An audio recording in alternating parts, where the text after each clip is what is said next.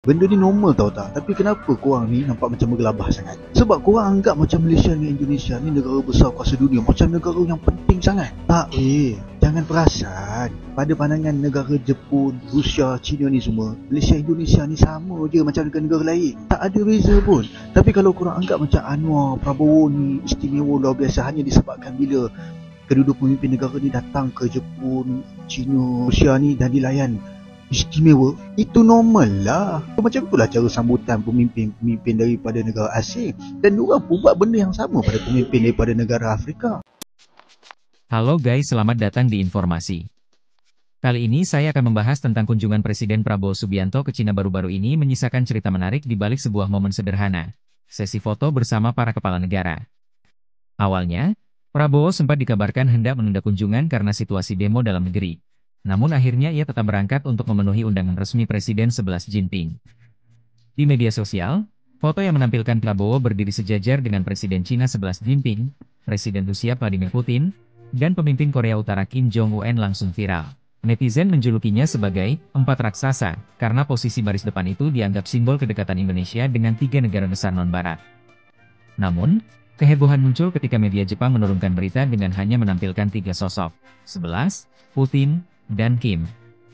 Nama dan wajah Prabowo tidak ditampilkan, seolah menegaskan narasi bahwa hanya tiga negara tersebut yang dianggap sebagai poros kekuatan. Dalam diplomasi, foto seringkali dibaca lebih dari sekadar dokumentasi. Posisi berdiri, siapa sejajar dengan siapa, bahkan siapa yang berada di ujung, kerap ditafsirkan sebagai simbol penting tidaknya sebuah negara. Di sini, dua narasi muncul. Media sosial di Indonesia melihat foto empat raksasa sebagai bukti pengakuan posisi penting Indonesia. Media Jepang justru menghapus Prabowo dari frame untuk menegaskan narasi tiga kekuatan yang berhadapan-hadapan langsung dengan Barat. Indonesia memiliki sejarah panjang politik luar negeri, bebas aktif, atau non-blok. Posisi ini memungkinkan Indonesia untuk dekat dengan banyak pihak tanpa harus terikat pada satu blok kekuatan global. Karena itu, pilihan media Jepang bisa dipahami. Menampilkan Prabowo sejajar dengan tiga pemimpin tersebut berpotensi menimbulkan kesan bahwa Indonesia telah bergeser ke blok anti-Barat. Demi menjaga narasi, mereka menghapusnya. Sebaliknya, media Cina menampilkan lengkap empat pemimpin sebagai tanda bahwa Indonesia dipandang penting dalam lanskap geopolitik Asia. Di Malaysia, isu ini ikut memicu perbincangan. Posisi Perdana Menteri Anwar Ibrahim yang berada di ujung barisan dianggap tidak strategis, bahkan hanya sekadar pelengkap. Rasa kecewa publik Malaysia kemudian menemukan pembenaran ketika melihat media Jepang tidak menampilkan Prabowo. Lihat, Indonesia pun sama, dianggap tidak penting. Fenomena ini lebih banyak mencerminkan rasa dendam kolektif daripada realitas diplomasi. Publik Malaysia membandingkan diri dengan Indonesia untuk meredakan kekecewaan terhadap posisi negaranya. Perlu diingat bahwa tafsir publik terhadap foto tidak selalu sejalan dengan realitas diplomasi. Fakta bahwa Prabowo diundang 11 Jinping untuk berdiri sejajar saja sudah menunjukkan pengakuan pentingnya posisi Indonesia.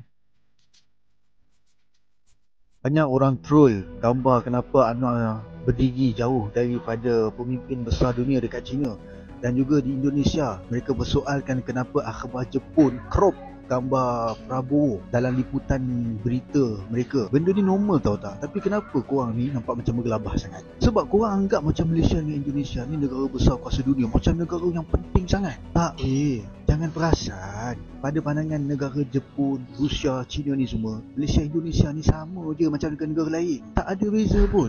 Tapi kalau korang anggap macam Anwar, Prabowo ni istimewa luar biasa hanya disebabkan bila kedua-dua pemimpin negara ni datang ke Jepun, China, Rusia ni dan dilayan istimewa, itu normal lah. Macam itulah cara sambutan pemimpin-pemimpin daripada negara asing, dan diorang pun buat benda yang sama pada pemimpin daripada negara Afrika. Jadi kita ni rakyat Malaysia dan Indonesia ni jangan perasan lah macam kita ni masuk dalam golongan negara-negara kuasa besar dunia. Baiki dululah aset ketenteraan kamu, ciptalah apa-apa alat teknologi senjata walaupun satu je untuk mendapatkan perhatian dunia, baru boleh join geng-geng tu. Keluarlah daripada industri kamu. Kita ni hanya negara biasa saja. Prabowo menjadi sorotan karena dia menghadiri parade militer 80 tahun kemenangan China atas Jepang, dan dia berdiri di depan bersama para pemimpin besar seperti Putin, Xi Jinping, dan Kim Jong-un. Kita tahu ya, mereka bertiga adalah pemimpin yang sangat tegas kepada koruptor. Dan bisa dibilang ini adalah foto termahal di awal September. Kejadian ini juga membuat Barat semakin gusar. Bahkan Donald Trump mengatakan Rusia, China, dan Korut bekerja sama untuk melawan Amerika. Tapi kita sebagai rakyat Indonesia, kita pasti bertanya-tanya, apakah pertemuan ini bisa menguntungkan Indonesia atau malah menjerumuskan Indonesia ke tempat yang lebih bahaya? Menurut kalian gimana? Kita masuk, Presiden Indonesia Prabowo mulanya dah siap batalkan rancangan nak pergi lawak ke negara China. Tapi sebelum penerakan tentera 3 September tu, semalam Ustaz tu, dia tetap pergi juga Beijing untuk nak hadir acara tu. Daripada keputusan nak batalkan sampai sambung balik nak pergi tu ambil masa 3 hari je. Jadi dalam 3 hari tu, usaha apa dia buat dalam negeri dan lagu mana pula sikap dia terhadap negara China. Mari kita kupas lanjut. Okey, baru-baru ni rancangan lawatan Presiden Indonesia ke China memang penuh dengan liku. Mula-mula dia janji nak hadir pada rakan 3 September tu, lepas tu umum batalkan.